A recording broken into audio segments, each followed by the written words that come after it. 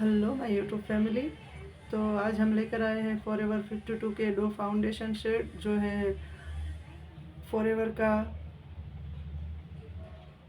Pro HD liquid foundation, जिसे forever 52 daily life professional भी कहा जा सकता है, अल्ट्रा डेस्टिनेशन लिक्विड फाउंडेशन। और इसका मेरे पास फेयर में जो शेड है वो है, और इसी के साथ मैं शेड के नाम बाद में बताऊंगी।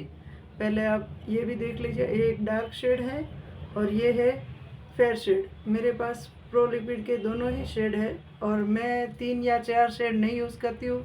सभी मेकअप में सिर्फ ये 2 शेड से ही शेड बनाकर यूज़ कर लेती हूँ। मुझे और किसी फाउंडेशन की ज़रूरत नहीं पड़ती है। मतलब मेरे पास है सारे ही, ऐसा नहीं है कि इसके अलावा कोई कंपनी के नहीं है, लेकिन मेरे पास ये 2 है, उसी से मैं सारे मेकअप कंप्लीट करती हूँ। जैसे कि अगर हमें ब्राइडल या फिर लॉन्ग टाइम का किसी का करना है तो ही हम यूज़ करेंगे, या फिर एक्स्ट्रा ऑयली स्किन है उसी पर हम हुडा का या फिर मैक का यूज़ करें तो भी चलेगा। क्योंकि मीडियम रेंज में हमारे पास जो मेकअप आते हैं उसके लिए ये फॉरएवर के 2 जो शेड है वो बहुत ही अच्छे काम के हैं। और मीडियम रेंज में हमारे पास है तो हम जैसे कि क्लाइंट हमारे बजट में मीडियम होता है तब भी हम ये दोनों शेड दे सकते हैं। आप इसमें से मिक्स एंड मैच करके कोई भी शेड बना सकते हो, तो हमें किसी और फाउंडेशन की भी ज़रूरत नहीं पड़ेगी, या फिर हमें कोई और फाउंडेशन चाहिए भी नहीं इसमें।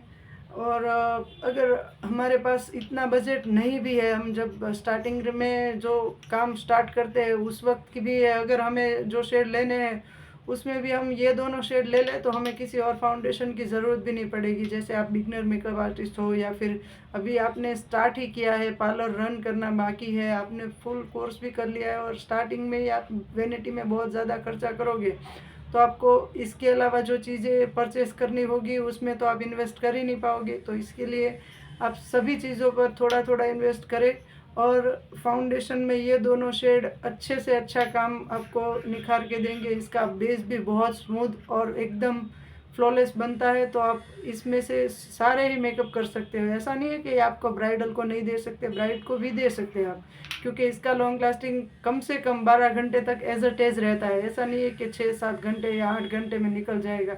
अगर आप मेकअप को अच्छे से स्टे करना चाहते हो तो स्क्रीन प्रिपरेशन बहुत ज़रूरी है, वो आप अच्छे से कर लो तो आपका मेकअप वैसे भी फ्लॉलेस और लॉन्ग लास्टिंग रहेगा। तो इसमें मेरे पास फेयर में जो शेड है वो है 001 चीज़ केक, और डार्क में जो शेड है वो है 011 कैरेमल शेड। तो इन दोनों शेड में से मैं सारे ही स्किन के अकॉर्डिंग मेकअप कर सकती हूँ। और ये प्रो का मतलब होता है, I don't know, but pro में हम एचडी लिक्विड फाउंडेशन मान सकते हैं। तो इससे हमारा बेस एकदम फ्लॉलेस भी लगता है और लॉन्ग लास्टिंग भी रहेगा। आप 12 घंटे से ज़्यादा के लिए भी क्लाइंट को बोल सकते हो, लेकिन 12 घंटे में तो कोई भी फंक्शन होगा तो ख़त्म हो जाएगा। तो हमें 12 घंटे तक स्टे करने वाला फाउंडेशन अगर मिल रहा है मीडियम से मीडियम रेंज में, तो हम कोई और भारी पर क्यों इन्वेस्टमेंट करें। जब हमारा पार्लर हम स्टार्ट करेंगे, या फिर आप बिगनर मेकअप आर्टिस्ट भी हो, सिर्फ मेकअप का काम करना चाहते हो, तब भी आप इसके अलावा वैनिटी में बहुत कुछ होता है जो हमें परचेस करना होता है, तो आप पहले से ही फाउंडेशन में ही ज़्यादा इन्वेस्टमेंट कर दोगे। अब जैसे कि इसके 2 शेड ले लिया हमने या 3 शेड ले लिया, तो इसके अलावा अगर आपको किसी और मेकअप आर्टिस्ट ने बताया कि आप पीएसी के ले लो, या फिर चारमसी के ले लो, या हुडा के ले लो, नाज के ले लो, मैक के ले लो, अगर सारी ही वैरायटी आप रख लोगे तो क्या उससे आपका काम अच्छा होने लगेगा? नहीं, ऐसा कुछ नहीं है। आपके काम अच्छा होने की बात है। हाँ, मैं ये नहीं कह रही कि प्रोडक्ट का कुछ भी काम नहीं है, हमारे हाथों से ही सब कुछ हो जाता है, ऐसा नहीं है। प्रोडक्ट का भी उतना ही महत्व होता है जितना हमारी मेहनत का होता है, लेकिन जितनी हमारी मेहनत बोलती है उतना ही प्रोडक्ट का काम बोलेगा, और उससे ज़्यादा हमारी मेहनत लगती है। जब हम अच्छे से मेहनत करेंगे तो फाउंडेशन कोई भी होगा, काम अच्छा ही होगा, लेकिन फाउंडेशन अच्छा होना चाहिए। मैं ये नहीं कह रही कि आप 100-150 के या 400-500 के फाउंडेशन से वैसा काम दे पाओगे जो ये या कोई और कंपनी का जो अच्छे रेंज में आता है उसका फाउंडेशन काम देता है, बट ये लॉन्ग लास्टिंग रिजल्ट है और वाटर प्रूफ भी है। तो हमें इससे महंगे की कोई ज़रूरत नहीं है स्टार्टिंग में। हाँ, जब आप इनकम करने लगो, आपका स्टार्टअप सही चलने लगे और उसके बाद आप जितना भी इन्वेस्ट करोगे आपको कोई प्रॉब्लम नहीं आएगी।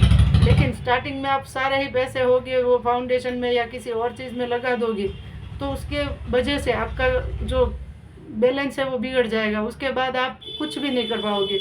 और वैसे भी जब आप काम स्टार्ट करते हो तो साल 1.5 साल वैसे ही निकल जाता है आपको काम ढूंढने में या फिर आपके काम माउथ पब्लिसिटी होने में। जैसे कि हम ये नहीं कह सकते तो आपने पोस्टर लगा दिए तो आपके पास क्लाइंट आने लगेंगे, या फिर कोई और जाहिरात कर दी तो आपके पास क्लाइंट आने लगेंगे। क्लाइंट कब आता है? जब किसी ने करवाया, उससे वो पसंद आया, वो 4 लोगों को बोलेगा, उससे ही हमारे क्लाइंट बढ़ते हैं। तो तब तक आप अगर कम से कम बजट में काम चलाओ तो आपका काम भी करने लगेगा और आपको कोई प्रॉब्लम भी नहीं होगी। तो मैं यही कहूँगी आपको अभी भी कि आप मीडियम से मीडियम रेंज वाले चीज़ें ले। मैं ये नहीं कह रही कि सस्ते से सस्ता ले, लेकिन जो मीडियम से स्टार्ट हो सकता है तो आपको बहुत भारी भी लेने की कोई ज़रूरत नहीं है। आप स्टार्टिंग में मीडियम रेंज की चीज़ें ले जो सभी मेकअप आर्टिस्ट यूज़ करते हो। मैं ये भी नहीं कह रही हूँ कि आप बेकार सी चीज़ें ले आओ, लेकिन ये तो अच्छे से अच्छे मेकअप आर्टिस्ट भी फॉरएवर की चीज़ें यूज़ करते हैं। ये कोई इतनी सस्ती भी चीज़ नहीं है कि जो हमें इसे हल्के में मान ले। तो मैं यही कहूँगी कि फॉरएवर के फाउंडेशन बेस्ट है। आप अगर बिगनर हो तब भी, और आप मेकअप आर्टिस्ट बन चुके हो तब भी, तो आप ये मीडियम से मीडियम रेंज में ले सकते हो। इसका जो पैलेट आता है कंसीलर का वो भी इतना ही मीडियम है, और आप उसमें छोटा सा कंसीलर आता है, उसमें 4 शेड आते हैं, तो आप वो भी ले सकते हो। अब बिगनर मेकअप आर्टिस्ट हो या फिर बिगनर पार्लर रन करने वाले हो, तब भी आपको वो इतना अच्छे से काम आएगा कि आपको किसी और चीज़ की ज़रूरत नहीं पड़ेगी। तो मैं यही कहूँगी कि आप स्टार्टिंग में इतना खर्चा मत कर दो सभी चीज़ों में कि आपको आगे जाके पछताना पड़े। तो प्लीज़ आप किसी भी मेकअप आर्टिस्ट की बातों में आकर कुछ भी मत खरीद लेना। थोड़ी थोड़ी बजट में चल के आगे जाके आपको बहुत फ़ायदा होगा। तो आप यही छोटी छोटी बातों का ध्यान रखोगे तो पछताना नहीं पड़ेगा आपको। Thank you, bye.